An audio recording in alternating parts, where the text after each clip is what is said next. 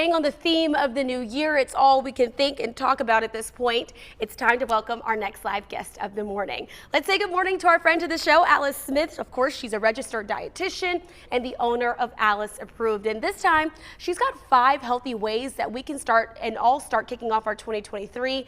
And Alice, thank you again for being here this morning.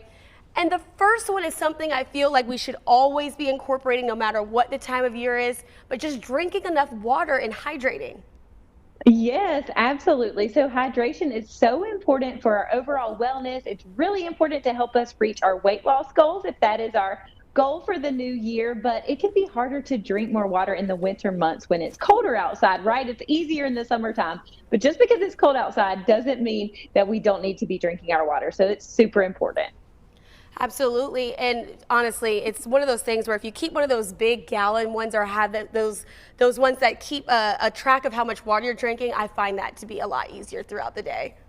Yes, that is so helpful. And the ultimate goal is half your body weight in ounces of water every day. And that can seem very intimidating. So if you know how many ounces that adds up to and you know where you are, you can have a game plan to get there. So I love having a huge water bottle with you and know how many ounces it holds and how many times you need to drink that during the day. All right, perfect, Alice. Well, we also know there's always been this term out there about eating real and whole foods versus eating fake or processed foods. Can you sort of expound on why we need to be hyper focused on this going into the new year? Yes, for sure. And the term whole foods, that can also be intimidating. So don't let it be. When I say real whole foods, what I mean is limiting the processed foods in your diet. The processed foods, heavily processed foods with a lot of ingredients, a lot of additives, preservatives, added ingredients, flavorings, sugar, artificial sweeteners, and really thinking about a real whole food option. So something that has fewer ingredients, thinking about your fresh fruit, your veggies, your healthy fats, shopping the perimeter of the grocery store and really looking at the labels on food you're eating every day for breakfast, for snack, at your meals, and see how we can make a healthier swap. And Alice, one of those things that you just mentioned, sugars and artificial sweeteners, they a lot of times can have some hidden things that they can be hidden in things and we not even be aware of it. Exactly. It is almost scary, really, because we think about our soda, our candy, our cakes, our pastries, muffins, things that we may be overindulged in over Christmas, or even maybe things that we have regularly for breakfast. But those sneaky sources of sugar, they are hiding in things like our oatmeal, our granola bars, our granola, our sauces, our marinara, our pasta sauces, our salad dressings, things that we're eating every day. And those small amounts really do add up. Right. And one of those things that we always can try to strive to do, I try to do this in every meal that I have, but incorporating more vegetables. So if it's breakfast, maybe having a fruit smoothie or just other ways, but including more vegetables in the diet is going to be important as well.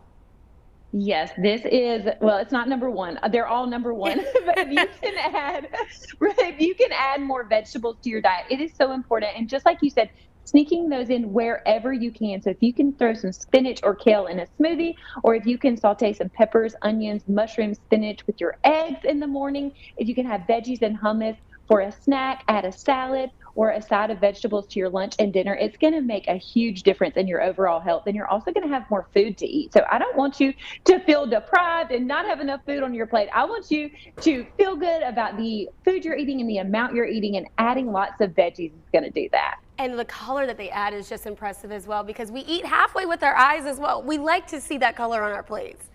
Exactly. We like to see that color, and we also like to see the fullness on our plate. So the more food, the happier we are, and the more color, the more nutritious. Okay, number 5 on the list is my favorite that we've talked about so far this morning. And it's the one thing that makes me happier as well, Alice, getting just a lot more sleep at night. Yeah, so this is a non-nutrition related goal, but it is so important if you want to reach your wellness goals, if that is weight loss, weight management, reducing risk of chronic disease, managing any current conditions.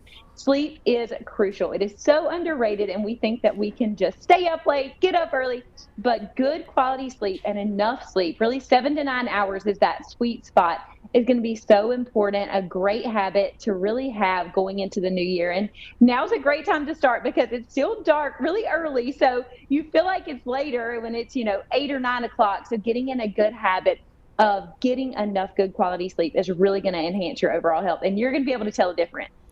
All right. Well, thank you so much, Alice. You've done it right once again, letting us know those things that we need to be focused on. We really appreciate your time. And of course, if you at home enjoyed those tips as well, make sure to give her a follow on Instagram, or of course, check out that website as well. And we want to give you a quick look once again at that full list of reminders as well. So let's take a look here. Hydrate, real whole foods, less sugar / artificial sweeteners in your diet, more vegetables, and of course, getting enough sleep.